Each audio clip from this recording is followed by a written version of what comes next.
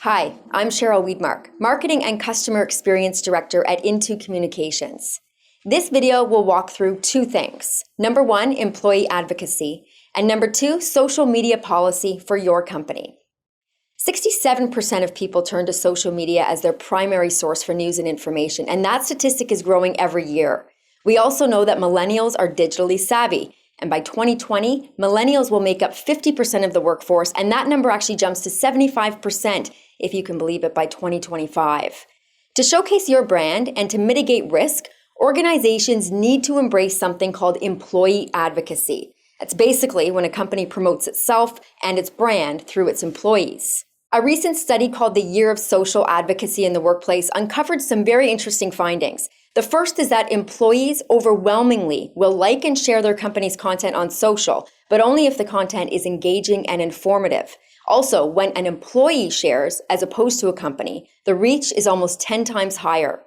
The study also found that 1 in 10 companies, 1 in 10, have a structured social media policy in place, and there's a huge competitive advantage to having one. Some of those advantages are, number one, when your employees talk about your brand, it's authentic, it's trustworthy. Believe it or not, but only half of social media consumers consider corporate marketing materials to be credible. But at the same time, when that same content is shared by an employee, that number increases drastically. Number two, the second advantage is a little more obvious. Letting employees drive impressions obviously increases your reach, and that increases by almost 10 times. Number three, it improves employee engagement. And number four, the biggest one in my opinion, it increases sales. How? It's crucial for sales teams to be active on social media. Typically, they are the first point of contact with the customer. Organizations need to equip the sales team with content to ensure their presence is kept up to date and is in line with the brand and the industry. Now let's get into what needs to be included in the policy, which would be shared with existing and new employees. Think of it as an extension of your company's code of conduct. You'll want to include things like this. Number one, rules and regulations. This will cover things like brand guidelines, how to talk about the company, etiquette and engagement. How do you want employees to respond to mentions of the brand, good and bad? Confidentiality, what should or shouldn't be shared?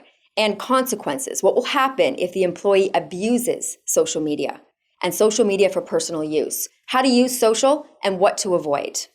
The second section is around roles and responsibilities. This is where you would decide who is responsible for certain things like message approval, social monitoring, legal and compliance, and crisis response.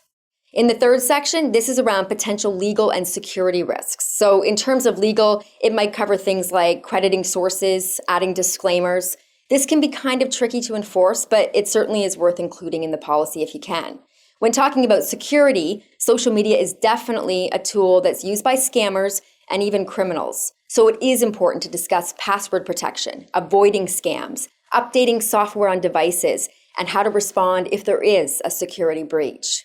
Number four, the last section of your policy is around accountability. So this is where you might include something around your employees being accountable for what they do. Visit our website or click on the link to download a social media policy template for your company.